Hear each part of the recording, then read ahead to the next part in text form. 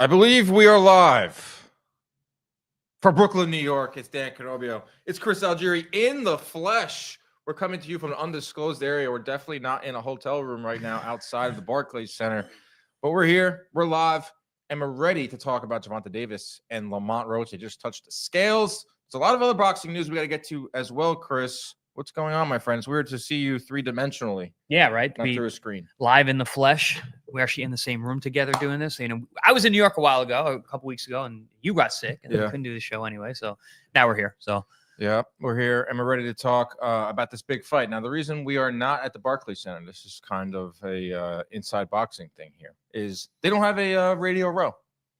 No. Which, for people at home, Radio Row is where all the media goes to gather and is able to congregate and get all this stuff done. If you don't have that, you can't really. It's really hard to maneuver around New York City. Like when we're in Vegas, we have that big room, big ass room. We have our setup. We have everyone walking around. For some reason, Brookyln in this fight, they decide not to do that. So our friends at ppv.com, which we love, obviously, gave us a hotel suite. We got Mitch over here in the cuck chair, the cuck producer chair. He's our wonderful producer slash producer chair. And we're bringing you a live show because that's all we know how to do. So we'll go ahead and order Tank versus Roach on ppv.com. Me, Chris, Lance Pugmire, Jim Lampley will be in the live interactive chat. We'll all be ringside. I'll be running around doing a lot of different things on Fight Night for DraftKings, for the broadcast. I'll be in the live chat. We're going to be having a great time. So order the fight. No subscriptions. Stream that right to your phone, your tablet, your big screen TV. You know you're going to want to watch Tank. You know what you're going to want to see what he can do. And we're going to want to see if Lamont Roach could pull off the unthinkable. The unthinkable is we're going to talk about in a little bit, but make sure you guys check out the live chat. We have a lot of fun in there. It's been really popping these last couple of fights. And that's all I'll be doing that night. I'll be in media row. I'll be sitting nice and relaxed, just chirping away with you guys. They're going to have me running around. Yeah, they put you to work on Fight Night. Saturday night, I am doing pre-interviews with the fighters as they enter the arena. Some sideline reporting or ringside reporting, running up to do the DraftKings hits. Gonna wear my Nikes. It's I would wear comfortable shoes for that one. I'm ready to go. I'm trying to look at the odds, the final odds for Tank and Roach. Probably changed because of the weigh-in just now. 133.8 pounds for Gervonta Davis. Once again, well under.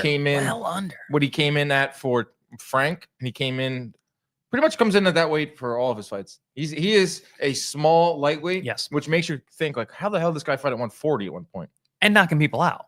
He knocked out Mario Barrios. He sent Barrios across the freaking ring. I think that's one of his better wins. Who Keith Thurman couldn't knock out, by the way. So and that was at 47. So that was a super impressive win. I know there's a lot of caveats to a lot of holes have been punched in Gervonta's record, but I think he's got some really good sneaky wins on there. Yeah, I asked him what he thought his favorite win was. Didn't give it to me. Didn't give me an answer. Pedraza was another good one at the time. Well, that's what they say. Pedraza is Tank's best win. Came in 2017. They want to see him fight Shakur. They want to see him fight Teofimo. They want to see him fight Haney. Who are all fighting on the same card May 2nd. Is they us? When I say they, I know you say they. It's the proverbial they. Yeah, they is a great way to kind of categorize a bunch of people, and you don't have to say it's me that wants that. I want all those. Yeah, of course I do. I want all those fights. Dude, I've been in that camp for a long time of like, I want to see Tank fight the best and prove that he is one of the best fighters in the world. Figure it out one way or another. And I think we're getting to that point in his career where he has to do that. And he's running out of room because I would say a lot of the talk in the lead up to this fight was, you know, we want to see him fight Loma. We want to see him fight Shakur. We want to see him fight. Well, he tried. He tried Loma.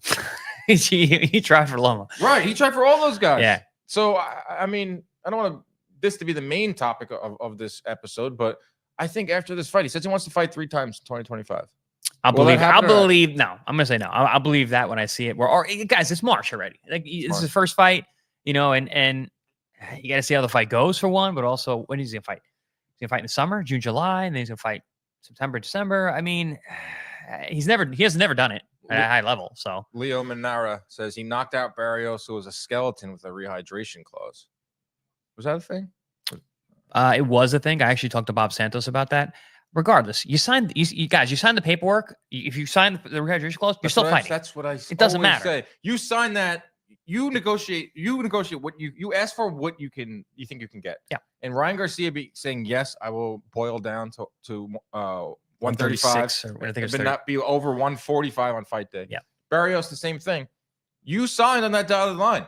Gervonta puts that in there. You can question why his team puts that in there. I think the reason why is because look how small he is. Yeah, but also Floyd did that to so many guys. There's no asterisks on your federal box record, saying, oh, but he had the rehydration clause. No, this is inside boxing stuff. And it really doesn't matter. At the end of the day, he got knocked out by the guy. This guy says Chris looking like a beastie boy today. Beastie boy. We are in Brooklyn. But we're going back. No back sleep in the till day. Brooklyn, baby. I mean, I didn't sleep much last night, so.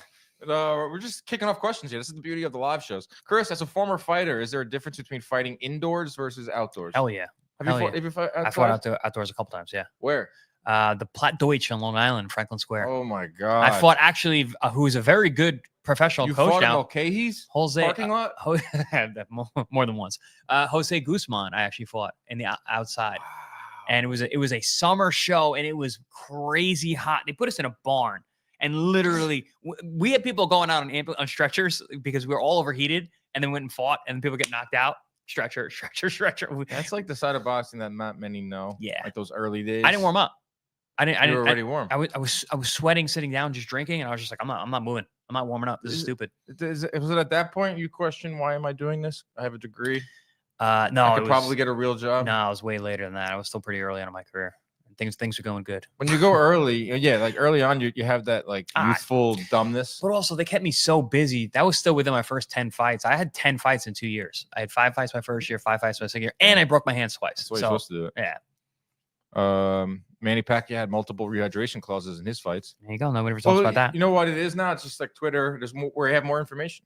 We're in the information era in life. So like things that happened in the early 2000s, late 2010s with Mayweather or Pacquiao, like we didn't really hear about it. Like we hear about it today on Twitter, or we get like a weird ass interview with like Bill Haney or something like on some like weird ass podcast where he just like says a bunch of shit and then it's on Twitter within minutes. So I don't know how we got into this discussion here, but full card for Saturday nights is going to be. I really like this card. We got Yoenis Tellez versus Julian J. Rock Williams. Remember him, former unified 154-pound champion, who is coming back with a vengeance at age 34. Tellez is a knockout artist on the rise, like under 10 fights, but has some really big knockouts. Alberto Puello, champion at 140 pounds, fighting Sandor Martin, finally getting his title shot after being a mandatory for what seems like 10 years. 2 very avoided guys. Stylistically, they're a nightmare. 2 very avoided guys. Stylistically, don't throw a lot of punches. No. 2 counter punchers. I don't think this is going to be a barn burner. We're gonna have a stare down, and we're gonna get a decision on that one. Yeah, I would give you my betting picks Saturday night on the card. Bet the over, and I like Sandor Martin as a underdog in this fight. Jose Venezuela versus Gary Antoine Russell. I think this fight can go many different ways. We'll break it down in a little bit, and then the main event. Gervonta Davis, Lamont Roach. And let's start there. We had Lamont Roach here in this very hotel suite. And I saw a guy that was extremely confident, Chris. More confident than I expected. And I saw a guy that feels like he's ready for this moment. Do I think he's going to win? No. Is there part of me that thinks this guy might go the distance? This guy might push Tank. We haven't seen him pushed before. I don't know why I'm feeling that, but it's just like I have that feeling about Roach just from picking up his energy. Yeah, I mean, listen, he's grown a lot since picking up that title. He looked great in his last fight. He scored a knockout. He was telling everyone who would listen, man, I hit harder than people think, that give me credit for. I hit harder than my record suggests. I hurt everybody that I fought. I haven't finished all those guys, but I'm gonna start finishing guys. In his last fight, he did that. So that's one thing. When you say something to public and then you do it, confidence goes way up. And then he believes he's earned this opportunity, even though he's coming up for 130. He was a huge 30-pounder. He's a pretty good sized 35-pounder. And as you said, Tank's not a big 35-pounder. So I think he's got a lot of confidence in that as well. They've shared the ring together in the amateurs many years ago. Nice. Yep. So he's got a very good amateur background. He's shown a very solid chin. He's got more experience under his belt now. So yeah, of course he's riding high confidence-wise, but this is Tank Davis, baby. I know. We'll get to Tank. Davis, we know a lot about Tank, but I find myself when we do these like fight weeks and we're talking about big fights, we spend so much time on the A side. We spend so much time on Tank. Oh, it's like a foregone conclusion. He's going to blast him out of there. Foregone. Like everyone I'm talking to is like, oh, this is I love Lamont. Seems like a great guy. Oh, it's a shame. It's like what I'm hearing all week long, and I'm seeing on our social media. But I'm like, let's like think about this for a second. Like, can this guy push Tank? I don't expect him to win, but can he? What's the game plan to beat Tank? Because no one's been able to do it. I see the path to how Roach could actually pull off the upset. I really do, because we all know that Gervonta Davis is not busy. Gives up a lot of early 32 rounds. punches per round. That's second lowest in all of boxing behind Crazy. Zhilhai Zhang. Yeah, and Zhang is a heavyweight who, like, whatever. Both guys are big knockouts. I told Tank that, and he was like, me? It's on our social media right now. I only throw 30. I'm like, yeah. He goes, I need to throw more punches, man. I'm like, all right, so you're gonna come out throwing 50? And he's like, I don't know about that. Then he goes and sits down with Lampley, and Lampley, I gave Lampley that stat as well, and Lampley wrote it down and gave him the same stat. So we're in his head right now, Tank. So he might come out in the first round and throw 50 I doubt that, Dan. I don't think so. That's how highly I think I don't of myself. think so. But again, going back to what I was saying about stylistic, how I can see Roach actually pulling out this victory. You got a guy who throws so few punches. He falls behind in fights. He really believes in his power. Yes, he has fantastic boxing ability, which you've seen in the last couple of fights. We saw that in the Ryan Garcia fight was the first time I really saw. I was like, wow, this guy was really thinking in there, because he had someone who was really dangerous in front of him. But then we saw him take a little bit of step back, in my opinion, against Frank Martin, because he had a guy in front of him who couldn't hurt him, and he was getting hit with a lot of punches that he really didn't need to, and just walking through him, getting himself in that position. We could potentially see that, where Roach maybe comes out to an early lead because of his boxing ability, and that Tank is not that busy. And then later on, if Roach can't hurt Tank, which I don't really think he will be able to in any kind of major way, Tank may believe that I can walk through all these shots, in which case he loses even more rounds. And then what if, it takes too long for him to get to Roach? Roach's boxing ability, his savvy, his physical size and strength, and his chin. The guy's got a good chin. Late in the fight, he gets to the end. He's got more rounds in the bank than he does. That's how you win. That is how you beat Tank. That's the number one thing. Excuse me. It's the punches, the lack of activity. Outwork and avoid the power. Outwork and avoid the power, but also win rounds though. Like you said a good point there, where you have to like be able to touch Tank. You have to be able to hurt him. You have to make him think. In the Frank Martin fight, Tank, he walked him down like we've never seen Tank walk a fighter down. No, never. And Frank Martin is known for a guy with power. Certainly has more power than Roach, right? Certainly. And he's not so much known as a guy with power, but as a physical guy who breaks you down, and he's able to bust you up, and he puts a lot of pressure, very like a real effort guy. And he just had nothing for Tank that night. 23 here says he starts slow because he can. If he needed every round like any other fighter, he would try to win them. I agree to a certain extent, but when is it going to come back to bite Tank in the ass? It could be this fight, literally, just because stylistically and what he has in front of him. If you were betting the underdog, I mean, I'm not saying Roach is going to win this fight. 900. Wow. By decision? Money line. Oh, just money line. Okay. Roach by decision on DraftKings plus 2,500. Not saying it's going to happen. Plus I'm just saying 2,500. That's the path to victory, though. I know. I'm just trying to think how Roach, what he can do in there. Like I said, dude, he's very skilled. I mean, fundamentals are phenomenal. His technique is excellent. He's very, very solid. More skilled than Frank. Absolutely. More fundamentally sound than Ryan. Certainly. But not as physically gifted. Not as physically good, but Ryan was trained, and that wasn't the same Ryan we saw against Haney. Regardless, Ryan had that left up, some of the ones, and he was winging it. More skilled than Barrios? I would say yes. I would say higher boxing IQ. Certainly. Who's some of the other names that Tank has got in there? More skilled than Pitbull, yes. Yes. Tank had the hand injury. Definitely cleaner. But Pitbull's he's a motherfucker in there. He's coming at you. He's swinging. That win is like not aging that great for Tank. Yeah, it was for a little bit. It's like, he took on Pitbull on 3 weeks notice, or something like that, short notice. And Pitbull was looked at as this ferocious puncher, and he goes the distance with Tank for the first time. But then Pitbull goes on to have some really bad losses. Bad performances, bad losses. Yeah. I don't know, man. That's the big question for me before we get to Tank is what Roach can do in there. And is this his moment? Like everyone in this room a couple of days ago when we were with him, like Mitch, you can attest this. You felt the confidence of this guy, right? Nod. Yeah. Yes. Mitch said yes. He felt the confidence off of Roach. Everyone in the room was like, I don't know much about this guy, but I like him. I don't know if this matters at all, but I don't think he's going to go in there timid. I think he's going to seize the moment. No. So I've had a lot of dealings with Lamont Roach, Jr. and Senior, because of ProBox TV, and he's actually was training at the Plant City ProBox training facility, And we've done some co-promotional shows. We did a show in DC. We did some Remy shows. So I've been around these guys. And listen, Lamont Roach Sr., he's got like, I think he has like, I don't want to quote this wrong, but he's got like a handful of guys who have like dozens of national title amateurs. Yeah. Like when you're able to do that consistently with different guys, different kids over the years, that means a lot about your coaching ability. So, the confidence, you're bringing it back to that. I mean, the boxing IQ is there. The confidence is there. They feel like they're ready timing wise. But yeah. Amateur though. But being able to listen, confidence, being able to teach boxing skills and having high IQ, listen, it's there. And he's done it time and time again. And, he's Lamont Roach's brother. He looks exactly like him. He's excellent. He's really, really good. He's come along really good. So listen, man, I don't know. I get where the confidence come from, and it is real. I've been around these guys quite a bit, and it's there. Zacchaeus says, did you say Ryan was drained? Are you guys really covering the sport? Do you know boxing, or do you just follow the wave? I mean, it was pretty well documented that Ryan Garcia was weight trained for the Tank fight. Did you see pictures of him? He looks like a skeleton. Yeah, he's a different looking guy. They put a hydration clause on him. It's very, very famous. Like he could not come in over 145 on fight day. What are you looking at, Zach B?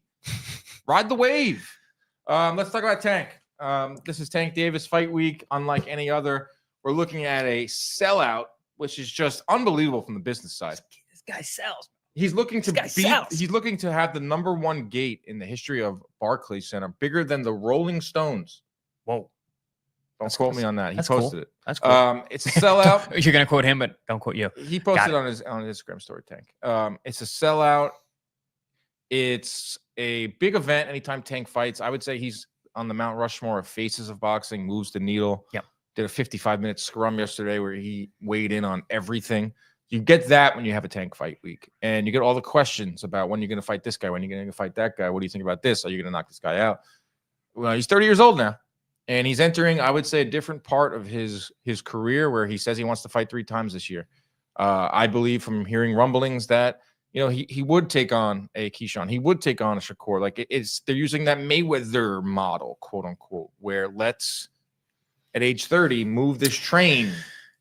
Dude, we had this exact conversation a year ago. We said the same thing. We're like, I think this is it. He's in a different place now. He's going to start moving. Like he said, the Mayweather model. Now he's going to start taking these big fights.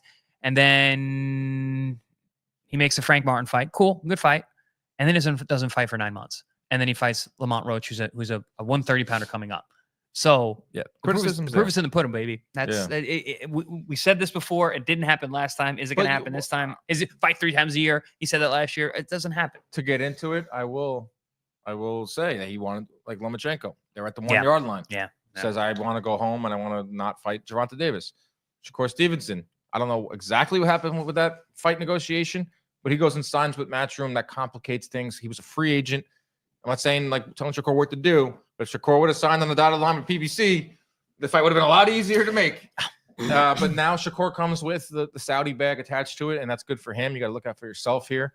And Keyshawn wins a title last week or 2 weeks ago, and he's now a viable candidate. We talked about that as well. But let's talk about the actual fight. Let's talk about Tank stepping in the ring. Canobio for president, says Demetrio. Yes, I agree with that. Real quick, I saw another great. Dan doesn't ride waves. I don't think he rides on the goofy train. That's a good one. Get it? Remember Ryan Garcia did tweet that. Great call, Jay. Ryan Garcia did say I was on the goofy train, and I want to print that out and frame it, put it in my apartment. You should make a shirt. This is Goofy Train. Conductor of the Goofy Train.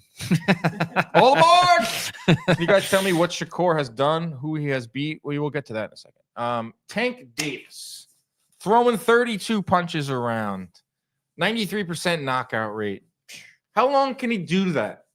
How long can he get away with that type of style?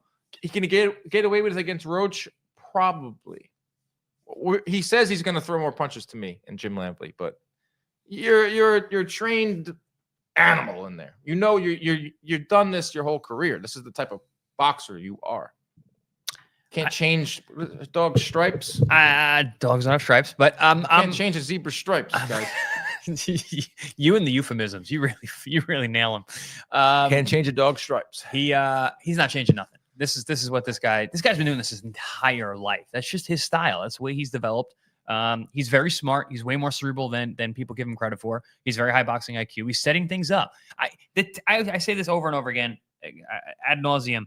His nickname is great. He is a tank. He maneuvers himself slowly into position so he can unload his artillery. He takes his time to get there. He doesn't get hit a whole lot. His defense is pretty solid. He puts himself in position. Defense is impregnable. He puts himself in a position, and when it's time to unload, he finds those spots, man. It's one thing to have, that kind of heavy artillery, but if you don't have the guidance system to land, it doesn't matter. But he does. Yeah. And he's got to get himself in that position first, though, and he doesn't take risks early on. Does not take risks. I mean, he did drop Ryan in round 2. But then that's because Ryan was really coming on. Yeah, Ryan was really aggressive and was trying to catch him early. Like, I don't see Roach doing that. I see Roach taking a more cerebral approach. Yeah, he's gonna be smarter. Tank told me at CVS. No, he told me yesterday, 7th or 8th or 9th round. Now, did he have SpongeBob ice cream pop in his hand when he told you? No, this? But you can see so why. I can't really believe it this time. You can see why he would have SpongeBob ice cream, because when you're coming in at 133.8 and you don't look weight drained all week. Yesterday he looked exactly what he looked like today. But you know what's crazy? When he steps in the ring, he does look much bigger, way more muscular. Like everything gets fuller. Shoulders get fuller. Like on the scale, I was just looking at it, I'm like, man, he does looks really small. But on fight night, he doesn't look like that. Floyd was like that too, in the way that he made weight. He didn't. I don't know. It was strange. He would make weight, weigh the weight, which is very uncommon these days, but these guys do it. They're special. This guy says he started faster in the younger weight classes, Tank, but if you got power, he's going to take his time and snipe you.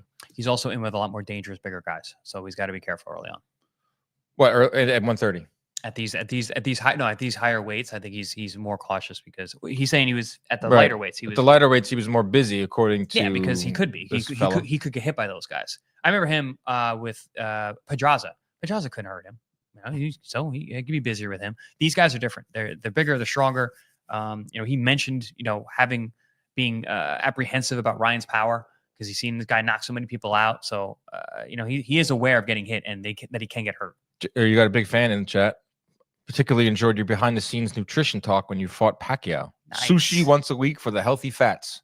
Nice. That's a throwback. Rainbow roll. He's been around for a while. This one. I also had hamburgers once a week there. You're a big red meat guy. Big red meat guy. Big red meat guy. Last night we went out to eat in Brookyln. We had some halibut. Nice. I was not there. When he says we, it's not me. It's me, Mitch, some of the PPV brethren. What's the name of that place? An Italian place. I got some halibut. Evelina. Yeah. We had some grilled octopus. Nice. Some polpo. Yeah, we had some ricotta whipped up with some flatbread. Sounds good. I'm very hungry right now. Yeah. Thank you. I hear you salivating over there. It's my grumbling. Do we want to talk about our Newsday article? We should. It was pretty cool. Yeah. For those that don't know, me and Chris grew up on Long Island, not in Long Island, on Long Island. Right. And the newspaper of record on Long Island is Newsday. Mm-hmm. Grow up reading it. It's at your doorstep.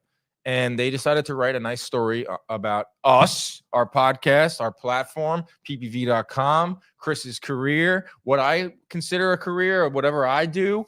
And it was awesome. And we got a lot of love. And it was really cool to see that, Chris. I know you have had your name in bright lights your whole life.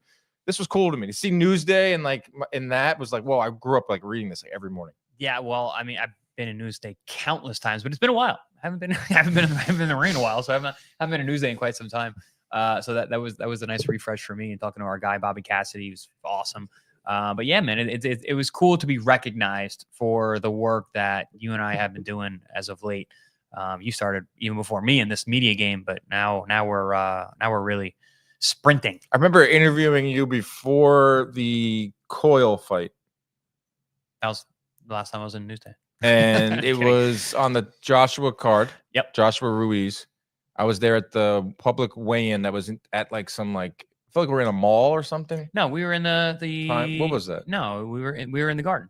No, but the workout was at some yeah, it was like on the pier. It was like near the water. Right. That was weird. Yeah, it looked cool. Like Matchroom went all out. This was Joshua's big U.S. arrival. This big public workout on the pier, in like a mall. And I went and interviewed you, and like we did our interview, and then afterwards, you're like, "Yo, you're getting like kind of good at this." This was 2019. I was like, yeah, bro. Like, it's kind of like what I want to do. Dude, I've been calling your whole career as it's going. I was like, you ain't good at this. I was like, hey, the podcast thing, you're only gonna have to do this. Yeah.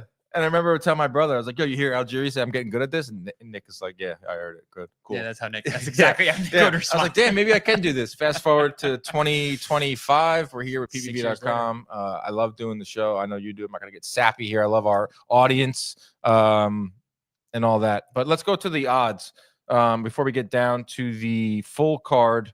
Gervonta Davis minus 1,600. Crazy. Lamont Roach plus 900. Insane. I actually like Tank to win in rounds 7 through 9, which you can get on DraftKings right now at plus 230. That was yesterday. It could have changed. And I also like Tank to 1.5 knockdowns and to win the fight. I think that's a really. We were talking off air about that. That's a really solid bet because you got to think about that. That. All right, he scores a knockdown early, right? Right. Fight goes on. Even if Roach makes even if it's a slip. Yeah. I mean, even it's like a controversial knockdown. They say I got flash knockdown. They say I went down 6 times the Pacquiao. There's like 4 slips in there. So, but they still count on my record. All right. Okay. Still counts on the bet. All right. Still counts on the bet. So if he goes down early and then maybe survives late and goes down again, boom, you got your bet. If he goes down early, if he goes down and then Tank finishes him, puts him down again for the final knockdown, that's 2 and you win again. It's minus money, which is kind of nuts. Like it's minus 105, which is wild because Vegas thinks that Tank is going to knock this guy down numerous times. Right. That's what Vegas thinks. Vegas is usually right too. One caveat about that one is if he drops him and then comes back to stop him standing, you don't win that bet. Which is tough. So you put him down, but then the fights get stopped standing, don't get the bet. I know. But it's a prop bet. But 7 through 9, I think, is a safe one. Prop bets are fun. You could even get 7 through 9 for plus 230, or if you're feeling like you want to be a little safer with that, you can do second half 7 through 12, which is plus money as well for Tank. Which he usually does is he stops guys late. That's what I think is going to happen. Like the fight to go to distance is also plus money if you think that Roach can figure out a way to survive. I can see that. I can see Roach making the distance. I can see that too. Bad bet. It's not a bad bet. It's plus money too. Let's see the other fights on this card. Co-main event. We'll see Jose Venezuela defending his 140-pound belt against Gary Antoine Russell. Oh, man, I wish Gary Antoine Russell fought more. This guy had a 100% knockout rate at one point. He was knocking dudes out left and right, but he's a Russell, and they only fight once a year. It's like in their blood. Yeah, it's weird. And he's a guy that he was like low key causing a lot of problems, like stopping a lot of way more advanced, experienced guys. But always like deep on cards. People weren't really following him, but everybody knew how good he was. And then he ran into Puello, who is just like a tricky guy, a hard style to deal with, and he just didn't do enough. Ends up losing a very close fight, and kind of forgotten again. It's one of those guys like if you're not in the limelight, and then you catch a loss, even a super close one that's controversial, like you're gonna fall off. And when you're not busy, you're gonna stay falling off. So he's back, big opportunity, fighting for a world title, coming off a loss. But he's got a tough guy in front of him. Venezuela's tough. Southpaw, tough, man. Tall boxing puncher. He has these wonderful wins. He's on quite a roll. Great kid too, man. Really just stand up individual. Talking a lot of shit about Benavidez' dad, who they had a falling out with. Oh shit. Yeah, now he's with Robert Garcia, who's yeah. probably, I would say, the best trainer in boxing right now. I mean, he back on that mantle. He was trainer of the year last year. No, he's premier. Yeah, absolutely. I mean, look what he did with Virgil against Madrimov. Oh, dude, Virgil's such a badass. Like Robert's a badass. The thing with Robert I love is that he can train all these different styles, and that's like the greatest calling card for a trainer, in my opinion, is to be able to adapt to all your different fighters and find their strong suits, and not just be like Freddie Roach is known as an offensive-minded trainer. Well, that just means you're a real boxing coach, right? That you can teach different styles and make them successful. With Garcia, he's got fighters of all different styles. But I'll tell you this: Virgil Ortiz is like the epitome of what Robert wants his guys to be. Boxer fighter, boxer puncher, relentless, gets knockouts. That's not to veer off here, but I think Virgil Ortiz might be fighting Melikuziev or Tazalaev. No, Tazalaev. Sorry. In the way that Virgil moves, that would make the most sense. He's also the most dangerous guy in the division. I think I have now Virgil Ortiz as number 1, and I think the most difficult guy in the division for him would be Murtazaliev. So he's going right for it. What a badass. But let's go back to Jose Venezuela riding the wave here of some really nice wins. He is a name at 140. I would say outside of Tank and Roach, that the most cameras were on him because there are some big names at 140. He's not shy. He says he wants to fight Shakur Stevenson. I don't know if he'll be able to do that at 140 unless Shakur hops up to 140. There are some names at 140 right now. Teofimo Lopez is going to be fighting Arnold Barboza on May 2nd in Times Square. We'll get to that in a second. I think there's a lot of big fights out there for Venezuela. I don't want to go too far ahead here because Gary Antoine Russell is really good. Yes. He might not fight a lot. He might not be on boxing fans' minds. Mm-hmm. But this guy is ferocious. He's young, skilled. Like this is like not a walk in the park for Venezuela. That's why I was like, dude, why is he talking about all these fights after this Venezuela when you got a freaking really good fighter in front of you coming off a loss though? Because boxing is what have you done for me lately? And he did not look good against Puello, and he looked his offense was really shut down. But that's not him.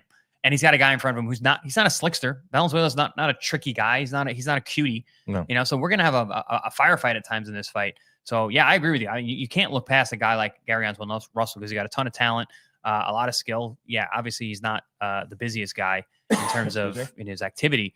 But I mean, with the kinds of guys that he's been able to deal with, he stopped Victor Postol. You know, like I don't care if it was a little bit controversial. That was like last second, right? Yeah, but like he still was beating him up. Like, and he's a really tough guy to deal with. Yeah. You know, Francis Bartholomew, another tough guy to look good against. He stopped him. Split decision to Puello. Yes, that's the one knock on this fight where it's like, all right, Gary Antoine Russell, I haven't heard from you. But I'll say this: Puello looked really good that night. I was like, oh, this guy can actually fight. And he was the favorite to beat Puello because Puello was coming off of that long hiatus due to the failed drug test. Mm-hmm. He's fighting on this card as well. Let's take a look at the DraftKings odds for that co-main event.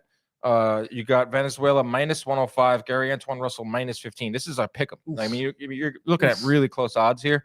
See, Vegas is paying attention. They know what we know about this fight. The plus money is on under 10.5. I don't see that. I see this as a distance fight. Venezuela by decision, plus 180. Interesting. So they're thinking he's going to win by knockout if he's going to win. Yeah. Well, it's all plus money for the winning methods. Interesting. That's usually what you get when you have is that the widest one? The widest one would be a draw at plus 1,600. But what about Russell? Russell by decision plus 450. Wow. What about Russell by stoppage? Russell by stoppage plus 160.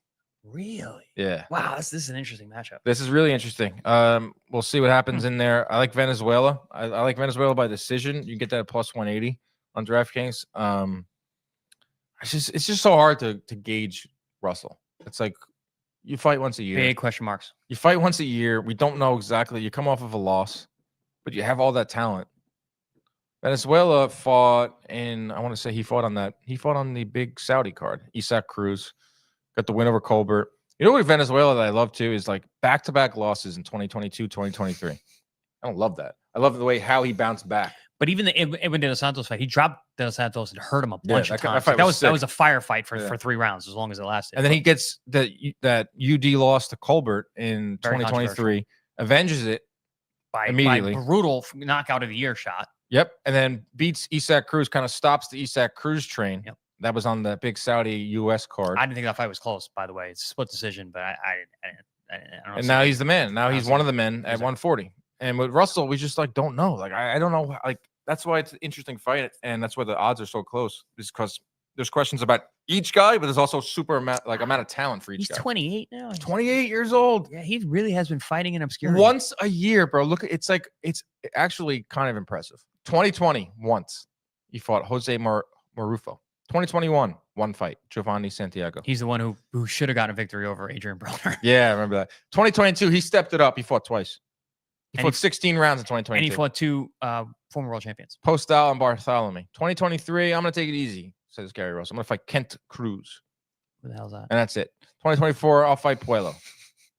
Clark Kent Cruz. And 2024, I'll fight Puello. And 2025, I'll fight for a title. It's Venezuela. It's great. I dislike the fighting for a title coming off a loss. But the kid is good, and this is actually a pretty interesting fight. Let's get some questions to kind of we're missing out on the chat. Missed out on the chat a little bit. RGBA is booming right now. Yes, Robert Garcia Boxing Academy. I did 4 camps there. Rayo seems like he might be drained. He's talking really slow, and I may be wrong, but I sense a little bit of fear. I don't know about that. Didn't see any of that. I saw a lot of confidence. I saw a lot of like looking past this guy. The fuck is Edwin though? Edwin De Los Santos. That's like The guy with Shakur. Is that Heavy where, puncher. is that where the fuck is Edwin, or is it just TF? I think the fuck is Edwin though. I don't know. Oh, he should be in the mix. I don't want to very watch good. this fight because I'm scared to watch Tank shit the bag. Oof. Or S the bag. SUCK the bag. Suck the. Suck a bag. I don't know what that. I gotta really vet these comments. No, the fuck is dude who fought Charlo Constantiniano. I don't know what that means. Ask Tank why he declined to fight Conor Benn. Who cares? Conor Benn's fighting Eubank in a egg matchup. In 30 pounds heavier. Chris, what are the chances stuttering John Melendez boxes Shuli Edgar? I don't know who either of those people are. Puello gonna win easily? I don't know about easily. How do you say that? Against Sandor? Let's go to that fight. Sandor Martin versus Alberto Puello. Alberto Puello is a world champion, like we just talked about. Sandor Martin has been the mandatory for 15 years. He's wanted this fight. Arguably beat Teofimo Lopez. Beat Mikey Garcia. Sent Mikey Garcia into retirement. Yep, tired. Sent Mikey Garcia into driving his cars and being like a taco eating large man now. Large man. He's big. I mean, he's not fat. He's not a big man. He's a heavy fat. man. He's a heavy man. And he drives. He's good for him. He never really loved the game. He just wanted to make money, and he did. Loves tacos and cars. Sandor Martin versus Alberto Puello. Let's take a look at the DraftKings odds. Another close one. Yeah. Sandor Martin plus 105, which I really like. Alberto Puello minus 130. I think this is the fight that goes the distance. Over under set at 10.5. Sandor Martin by decision plus 160, which is even bigger odds than the money line. I kind of like take that. Like Martin's not going to knock out Puello. No, this fight's going the distance. If you're going to bet this fight and you want to earn some money, if you want to get something back from it, it's the Sandor Martin decision. That's the bet if you're looking to play. But that's not a guarantee by any means. Ari Elliott says salute, Chris. Salute. Yeah, I like this fight. It's the second fight of the night. And there's some implications here. There's a lot of implications. We got like the second fight and the third fight, the co-main event, are two 140-pound champions. So if Puello wins or Martin wins and Venezuela wins, like they could fight each other. There's talk of the four of those guys, Gary Antoine Russell as well, being a future opponent for Tank. You can never rule that out with PBC. You can never rule that out putting them on the same card. You can never rule out in-house. Yeah. In-house. You can never rule out Tank fighting at 140. He was asked about that, even though he's very small. Good fight. I think it's gonna go distance. Could potentially be a snoozer. Yeah, I don't expect a barn burner at all in this fight. Like I said, I expect that the distance. Both guys are tricky. Both guys are cuties. Both guys aren't super aggressive. It's gonna be weird to see how their styles match. I really don't know. I don't know how this fight's really gonna look. Yoenis Tellez. This is the first fight of the pay-per-view portion. Knockout specialist. Not a one-punch knockout guy, but an accumulator. Has some really, really nice knockouts. Young guy, too. I think he's 23, 24. Yeah. Versus Julian J. Rock Williams. Yep. 34 years old, former unified champion. Beat Jared Hurd, who's also on this card on the free Amazon portion. These are the widest odds besides the co-main event. No one's really giving Julian J. Rock Williams a shot in this fight. Yeah. Plus 800. Tellez is a streaking young talent.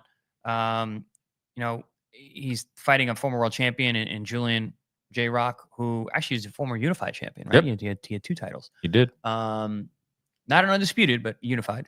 And so it's a big step up in class in terms of, getting a name in your document. 34 years old, a little long in the tooth. He looked drained at the weigh-in, did J. Rock. It's got kind of his face is naturally kind of. Nah, like but that. even the way he was talking, he just and you would know better than me. Yeah, he had the hollow voice, which I'm not saying. Listen, you can get it back, but it's tougher when you're older to get it back. It's hard to go against Tellez in this one. You know, if you're just going off of the experience. Yeah, he's lost 3 of his last 5 fights. Julian J. Rock Williams, 3 of his last 5. He's got. Oh, he lost to Vladimir Hernandez. That's right. He lost to Carlos Adames. Got stopped in the 9th round. He's coming off of a win over Gustavo Vittori. Vladimir Hernandez split decision loss. Jason Rosario in 2020 was a stoppage. And he can be stopped. I mean, he's been stopped twice since 2020. And that's giving me all I need to kind of hear here. Tellez by KO is minus 600.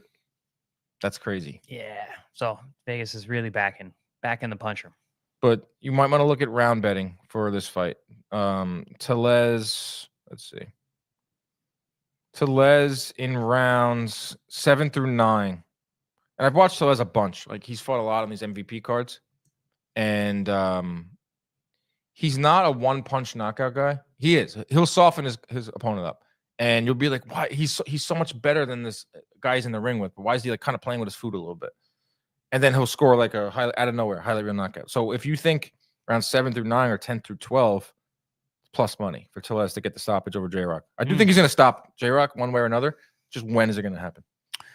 Yeah, it depends what, and that's the tougher thing with guys that are, you know, in the twilight of their career. It's like, what do they have left? What are they going to show up? Because he can go out there and just, and you know, listen, J-Rock has a high boxing IQ, talented guy, big for the weight class, good power, respectable in every way, really solid guy. If he shows up and he goes out there and starts boxing, uses experience, you know, Philly style, Philly fighter, being able to, you know, make it ugly for a guy who hasn't been in there, you know, he could very much be in this fight. But you know, if he shows up and he's looking his age, then it's going to be a rough night. That is the main card. That is on ppv.com. Join us in the live interactive chat. You know by now what goes on in there. Chris answers all your questions, dating questions, nutrition questions, life questions. Anything else like home renovation questions? Yeah, I'm pretty handy with a hammer.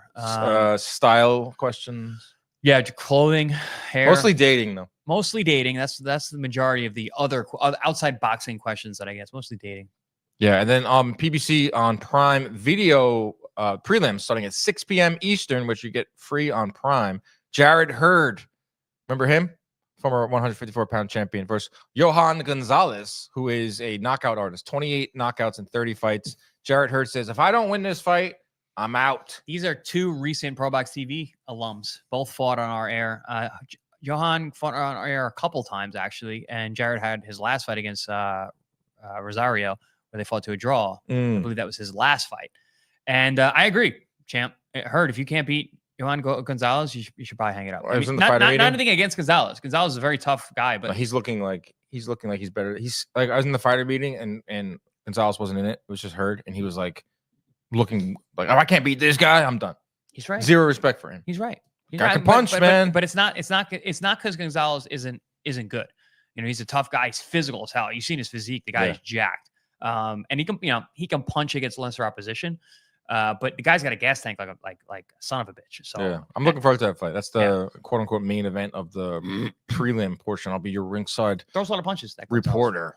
David Whitmire versus Angelo Munoz, Derek Davis versus Jamal Johnson. These were just added. There was a little bit of shuffling on the undercard of this, which sent our production team into a tizzy. Yeah, they were working hard over there. Got a production meeting later on at 5:00 right here in this hotel. If anyone gives it a hoot. Before we say goodbye, there's some boxing news. Chris, Turkey, Al Shalik. Ever heard of him? I've heard of him. He just announced May 2nd. It is official. We will be getting a ridiculous card full of superstars. Ryan Garcia fighting Rollie Romero. Devin Haney fighting Jose Ramirez. And then we have Teofimo Lopez fighting Arnold Barboza.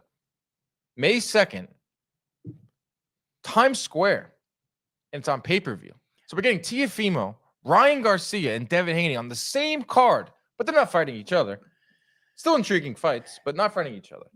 This will be the first time in history, at least of my knowledge, that I am more interested in watching the press conference than the actual fights, because the matchups aren't great. Really? The matchups aren't You don't think so? Nah, matchups aren't great. Haney and Ramirez. Ryan Rollie should be fun while less. That's a fun fight. That's like a tough man contest. They're going to be swinging. It's going to be great. But the press conference, Rollie's hilarious in pressers. Ryan is off the wall at all times, and he can't miss TV. Teofimo Lopez is a show stealer. He's going to try and assert himself into that mix. Barboza's going to be crickets. But, you know, you've got the rest of these guys are going to be, well, actually, no, maybe not, because Barboza has bad blood with Teofimo. So we can talk a lot of shit directly. Dude, the press it's going to be awesome. Press is going to be better than the fights. And the fights aren't really doing it for me. It's in Times Square. There's supposedly Haney supposed to fight Ryan Garcia in October after this. Times Square. It's in Times Square. What does that mean? I don't know. If you guys have never been to Times Square, don't go. Number one. Number two, it's if you've never been, Lucky you. There's like a little area I want to say where there's that like amphitheater thing that I don't know what people do there. Yeah, I think it's the steps. I think they're gonna do it at the steps. Just Put the ring in front of the steps, or replace the steps for a day. I think it's free for like outdoors. everyone. I mean, wasn't that the deal? Outdoors? There's not like a lot of real estate. It's like a No. thin. They might have to close it down. Like they're gonna throw an insane amount of money to They're put gonna this need a on. lot of security. It's a Yeah. pretty dangerous area. I don't think they are also like it's. I've heard it's free of charge for tickets. I could be wrong there. It's on pay per view. This is wild. It's nuts. It's just Turkey being crazy. It's Whatever. Turkey talking I about love it. Alcatraz. Whatever. Let's boxing. We've always called boxing the Wild Wild West. Now it really is. Like let's go. Open it up. It's absolutely berserk. It's crazy to see the three of these guys on the same card. It's gonna be nuts to see them on the dais. Teofimo versus Barboza is the fight that just got added to this. I actually like that fight. Was supposed to be fighting Hitchens that fell out. Barboza with that big win over Catterall. Now he gets his title shot. He's been mandatory or in that discussion, Barboza, for Teofimo for a long time. And he does not like Teofimo. Right. And we know that what gives Teofimo fits are boxers. I don't personally love the way Barboza fights. Do you think he can box and move enough to give Teofimo fits? Yes. Low output boxers, Sandro Martin, give Teofimo Lopez trouble. And Barboza is one of those guys. He's developed his boxing IQ over the years. He's not really he's not an eye-catching guy. You're not going to leave your jaw drop when you're watching a Barboza fight, but he's solid in everything he does. He's big for the weight class. He's got a nice solid jab. He fights with the back foot pretty well. He doesn't take chances if he doesn't need to, which I've actually never seen him need to. So he doesn't take chances. So he can be a defensive back-footed boxer, which gives Teofimo Lopez trouble. Love the card. Interesting. I think there's a press conference supposedly next week in New York City. I don't know if they're all going to be at that. I've heard Ryan Garcia is going to be there. Also heard there's a Canelo press conference Thursday in New York City to announce his big partnership with Turkey. Well, was he saying the same week? Yeah. So then definitely Ryan will be there. If Canelo's there, Ryan's there. Yeah, it's all coach. So that makes all, sense. Yeah. That's gonna be huge. That's huge. Yeah. New York City is becoming. I like that it's in. I'm a New Yorker. I like the fact we're both New Yorkers. You live in Florida now. Still I'm a New Yorker. I love that this tank fight is here in Brooklyn. I love that we're getting a fight in Times Square. It crazy. It can be a crazy scene, and bring some fights back to New York.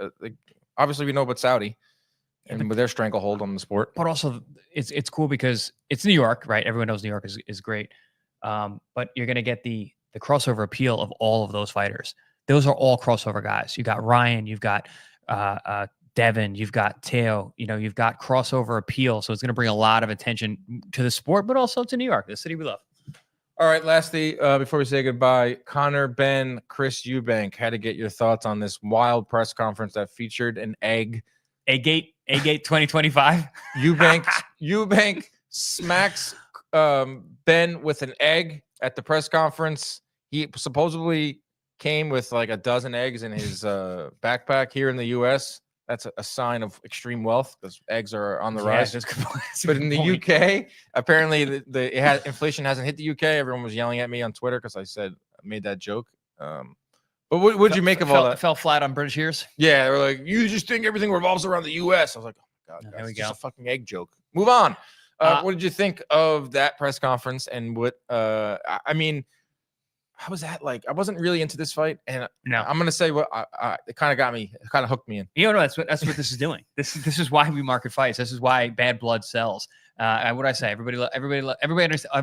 What is it? What I say? Everyone understands beef. Everyone understands beef, and you got these guys who have a legitimate beef. Dude, the egg thing was super clever. I normally don't like shit like that, but that was really. I think it was too much. Do you think it was like? It looked very staged. A slap is one thing. We've seen that. We've seen shoves. We've seen slaps. Canelo Alvarez, Caleb Plant, the slap heard around the world. Mm-hmm. He brought in an accessory, right? Like an egg isn't like. I mean, if you like Eddie Hearn said that thing exploded like glass. Yeah, it looked horrible. It looked crazy. Yeah, that was bad. Don't do But it like, it's. I wouldn't say it's a weapon, but like. That could have gone bad. I think the BBOC made a comment about that. They're like, not so much about the egg as the issue, the fact that he hit him. That's a real problem with us. Which I agree. You shouldn't be able to put hands on guys before fights. But I don't hate it, especially when it's real. I don't know. I don't really know. I know these guys don't like each other, but I don't know if they're really those guys who are going to be like. This isn't Mike Tyson like jumping across the dais at somebody that he really wants to kill. It was very clever. He was very, very clever. But Eubank is very clever with his trash talk. He was going after Eddie. He's very clever with the way that he goes at people, and he gets under your skin. He doesn't raise his voice. No, he stays very, very calm. This Very, very fight close. has like so many layers. It's obviously the top layer is Eubank and Ben being I think the top layer is actually their parents. fathers. Yeah, The They're dads. Okay, we're in the same top. place. It's an onion here. You Yeah. peel back. The top layer is the dads who fought and had one of the Their most epic, bitter epic rivalry. Yeah. Now the kids, and them fighting. Throw in the Conor Benn drug stuff. Throw in Eubank, formerly with Eddie Hearn, and now with Shalom. Shalom hates Eddie Hearn. Eubank is not afraid to talk shit to Eddie Hearn's face. Eddie Hearn hates that. Eddie Hearn does not like taking a backseat to anyone at these press conferences. He wants to be front and center. Now with the egg slap, and it's going to be at not Wembley. It's going to be at one big stadium. I'm in now. I'm in. I don't think the fight really means nothing. Like there's no title on the line. It's a 160 pounder fighting a 147 See pounder. that fancy belt they put together? The egg belt? No. The egg belt. It's got some Sunny big, side egg belt. some big, massive, ugly belt that they're fighting for. Which again, Oh, is that the Fatal Fury belt? Yeah, whatever. Fatal Fury is whatever. the video game that Turkey is like the main sponsor. Whatever. Like years ago, like 3 years ago, this might have been like the premier fight on the boxing schedule. I was actually now it's excited for it the first time. Me too. I was, but like my point is like a few years ago, before we got these big fights around the clock now because of Saudi and whatever, this would have been kind of like the premier fight. But now it's like an add-in, and that's what I believe it should be. It's like a big fight in the UK. Yeah. I don't know if Americans care as much as the UK fans do. Obviously, they don't. I'm curious what American fans think of this fight. But Ben being the piranha and being such a freaking heel, and Eubank kind of like doing the egg thing, and Eddie losing his fucking mind. It's funny because it's two guys that a lot of people don't like. A lot of people don't like Eubank. A lot of people don't like Ben. Ben's definitely taken the heel position in this from what you see on socials. But it's interesting that you're getting these two guys fighting each other over. Where did the beef come from? Is it just because their parents? I don't get it. Yeah, it's just their dads. Yeah, just because of they're born into it, and now with the drug use and into beef, born beef, and they had like a name for it that was pretty cool for the first one. I forgot what it was. That's it, guys. That's our episode. Final thoughts on Tank versus Roach, which will be at Saturday night. Stream it live on ppv.com. I guess we'll do predictions. Prediction time for Tank versus Roach. I like Gervonta Davis to win in rounds 7 through 9. This is what he does. Low output. He'll download the data. He'll figure it out. He'll walk Roach down. He'll detonate a bomb. He'll do a backflip. He will then call someone out because he told me he was going to call someone out a few weeks ago. And hopefully it's a big name and everyone goes home happy. Another Tank knockout. I think we actually see a pretty high boxing IQ match. I think these guys are gonna fence, and I think that Tank is going to want to show his boxing IQ, and he's going to try and match it with Lamont's. But eventually, the power is going to be the difference. But I do think we see the 12th round. I think 12th round or the final bell. I think we hear the final bell. Tank by decision. I got Tank by decision. Wow. Yeah, I think Roach boxes well enough. And is physical enough and is savvy enough to not, because Martin just couldn't get away from those shots. I think Roach can. So I think we do see the end of this fight. That'd be interesting. That would certainly be something. We see the final bell. That is our episode this week. Thank you so much for joining our live. We'll have this audio out as well in podcast form. Love everyone in the chat. It's the coolest way to interact with you guys. Love doing the lives with you and everyone. Any other final words, Chris? No, man. I love Tank fights. You know, we love Tank on this show, so I'm excited for the whole weekend. And being in New York, being my man here. Let's go. Saturday night, ppv.com, Tank versus Roach. Order with ppv.com. Join us in the live interactive chat. Protect your hands. Protect your hands. Oh, that's a good one. You can protect your hands. Protect yourself at all times. Keep your hands up at all times. Stay out of those DMs unless you got an after party for us. Which I won't go to.